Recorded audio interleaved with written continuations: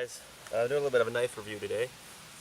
I got a Sargent M3, and I got it early this spring. There still is a bit of snow on the ground here in Michigan, um, and really like it. I love it, actually. Some of you guys know me, and you know I don't hold on to knives too long. I usually grab one, use it for a bit, you know, take on a couple trips with me, and then I usually sell it, trade it off, get something else. I just like to try different knife models, different things like that. So I've handled a lot of knives from a lot of different makers, a lot of different quality, and used them.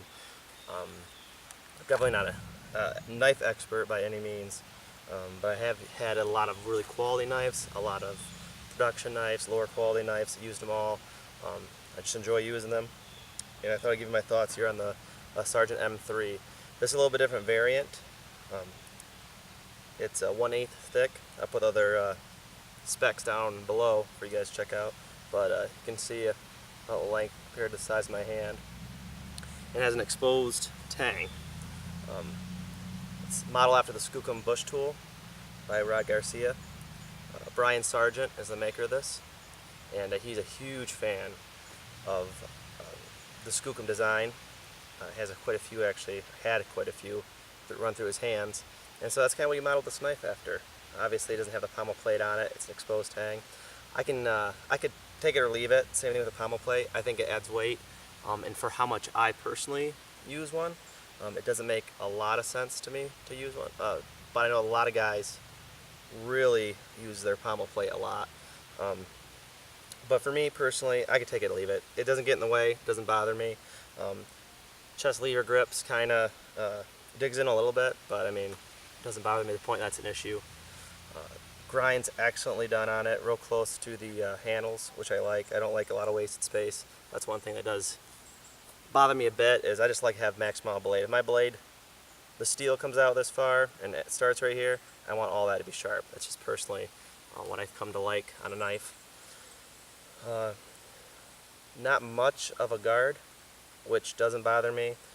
I haven't cut myself yet on this. I've actually cut myself more on knives with guards than knives without them, so I don't know what the argument is there. But I like it. I've used it a lot. Scales really held up really well. They're dyed Redwood Burl. I've pounded through quite a bit of different wood. I've used it on oak, maple, pine, everything. And I've had no edge damage, and it stays sharp for a while. Brian, I know, uses Peter's heat treat, and he does their cryo treatment and everything, so he gets about the best heat treat he can get on it. And he says he doesn't like to do real great work on finishing. He says his knives are users, they aren't finely finished. But I tell you what, this is one finely finished knife. It's beautiful, and it works flawlessly. A little bit thinner than he makes most of his knife handles. This was originally designed for neck carry. He was trying to lighten up as much as he can from his original design, the M3. And I'll tell you what, it's definitely, for me, too heavy to neck carry, but I don't really like neck carrying anyways. I like using a nice belt sheath, which is easy. Brian was nice enough to send me a dangler attachment. And I really enjoy using it. And I'm going to do a little split wood fire here for you guys, and some curls. Just do a little bit of fire and just Alright, so I'm just going to do a little bit of splitting here.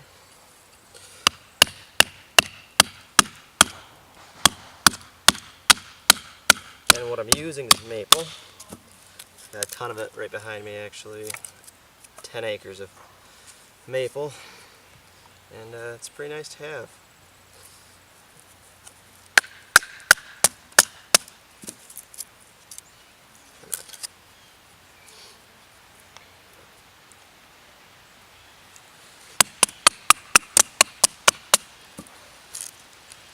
I used to actually think 1/8 was just too thin for a knife.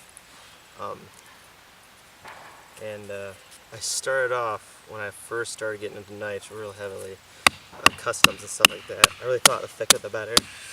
I had some bussy combat knives and some real thick, just beasts of knives. 1/4 inch thick, and they worked. Don't get me wrong. You can do whatever you want with a 1/4 inch. It's ground correctly. It's even better. But I personally find the more I use knives, the thinner I go, and I have a lot of 5/32 knife, and they work great. They're a little bit heavier than a 1/8, but they work really well. And I tell you what, I still prefer 1/8. If I could get some of the knives I had in 1/8, I probably would. But with 5/32, as long as it grinds real good, I don't have too big of an issue. You start getting thicker than that, and I'm probably not going to be too interested, just because I've never broken a 1/8 knife. I've never broken, I don't think I've ever broken pretty much any knife. I actually truly just destroyed it. As long as you use it properly and don't abuse it, which I don't think batoning or any work on wood is abusing, unless you're hitting it with a rock or something. And the knife shouldn't fail. It has a good heat treat. It's all about heat treat, grind geometry, and just getting from a quality maker. There's a lot of knife makers out there right now making knives, and I tell you what, they're not equal. They're all work. There's a lot of guys putting out products that just aren't up to par with the other guys. So, in my opinion, why get a product from somebody that's going to be weaker or inferior, not as efficient, when you got great makers out there like Brian Sargent, you know, and quite a few other knives. Just do your research. Don't be afraid to ask the maker questions, is what I like to say. They're there to answer your questions. They don't want to answer your questions, then you don't want to buy a knife from them. That's how I feel. I always ask them where their heat treat's at. I want to make sure they have a quality heat treat.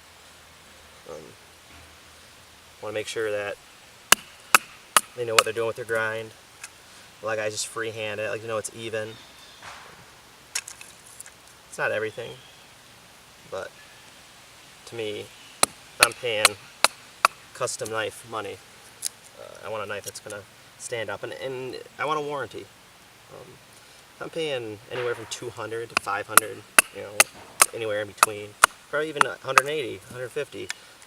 I want my knife. I want to be guaranteed that I want warranty on it. I want my knife guaranteed that it's going to last, and if it doesn't, I want a replacement. Because if it does break or I do have a knife issue, I want somebody to fix it for me. I don't want to have to go and buy a whole new knife. I want a coverage. I want somebody to tell me, hey, don't worry, that knife is covered. No problems. We'll make you a new one, or we're going to fix the issue. I don't mind paying shipping or anything like that, but if I'm paying $200, $500 for a knife that breaks,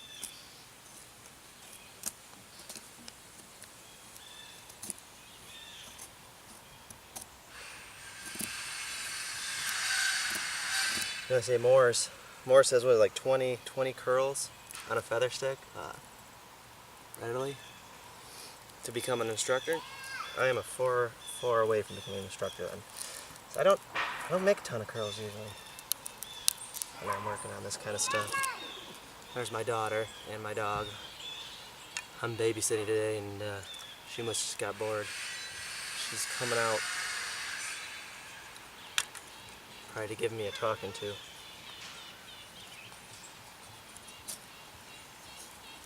Hey honey, what you doing? Hi. Hi. What you doing? Why you use your knife? Why am I using my knife? Yeah. What do you think? Good. Good. Oh, I like wood. You like wood? Yep. Why do you like wood? Why you made the fire? Why am I making a fire? Yeah. I'm just going to try to show off this knife to people, because Dad really likes it. You like it? What do you think? Why you made the fire? What color is that? Green. Yeah, it's green. Very good. This fire is what I like. Do you want me to make a fire? Yeah. You want me to make some I marshmallows? help too. You're going to help too? Here, Yep. You should baton this wood, okay? Okay. Mix it all up nice for Dad. Okay. Okay. Do this. Yeah, right on this one. Okay. She likes to help make fire. She's kind of a professional. That's my knife. That's your knife. I baked it fun. I show my papa Alright, so- how much bacon fun. You are big and strong. Yep. Daughter's helped me haul the wood over here for the fire. Yep. I hold that too. You did. You did Yep. an excellent job. Alright, sorry for the noise, guys. Like I said, they're working on some stuff there. Gonna finish up some of my scrapings here.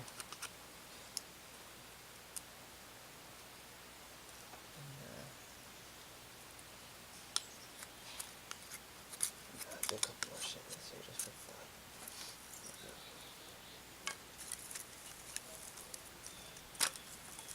So,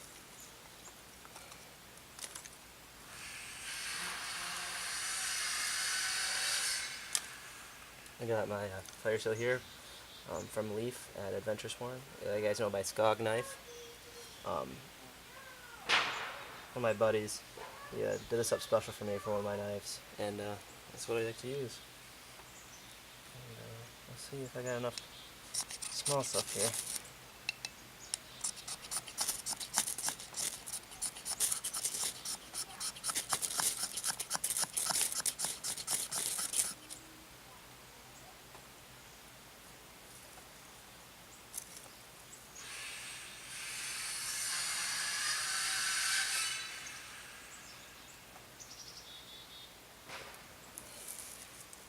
Flame there. I don't know how well you guys can see there, but that's what it is.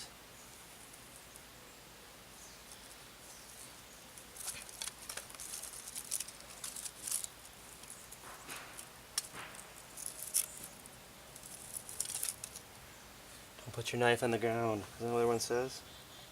Well, I do it. Last more close-up look for you guys. The M3.